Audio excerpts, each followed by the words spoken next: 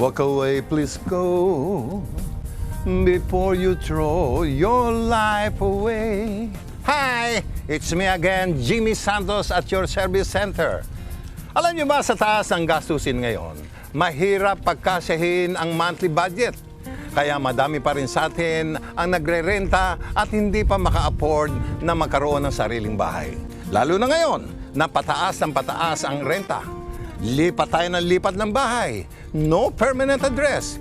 Nakakasawa, di ba? Pero alam niyo ba na ang buwan ng renta nyo ay pang monthly amortization nyo na?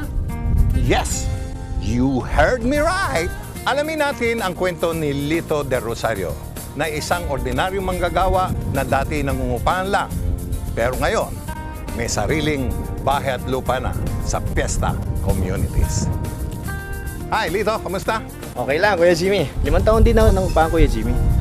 Pag nagre-renta ka lang, limitado ang space. At limitado din ang pwedeng gawin.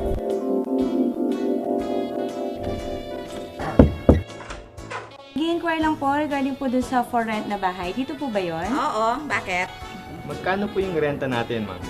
2 months deposit at saka 2 months advance. Walang bata kasi bagong pintura itong bahay ko. Tsaka syempre may curfew rin ako para alam kong tahimik na pagkalampas na ng alas 10 at saka hanggang alas 5 kung okay lang sa inyo. Ganun po ba, ma'am? Sige po, kung ano po, babalik na lang po kami. Well, nasa inyo yon pero maganda itong bahay ko.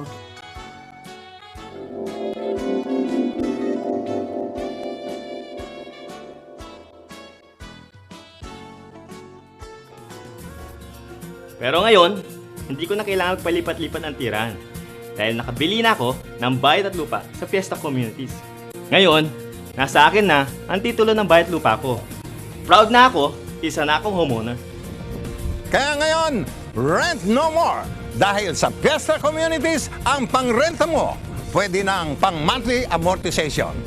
Jimmy Santos po, always at your service center. See you around. Walk away!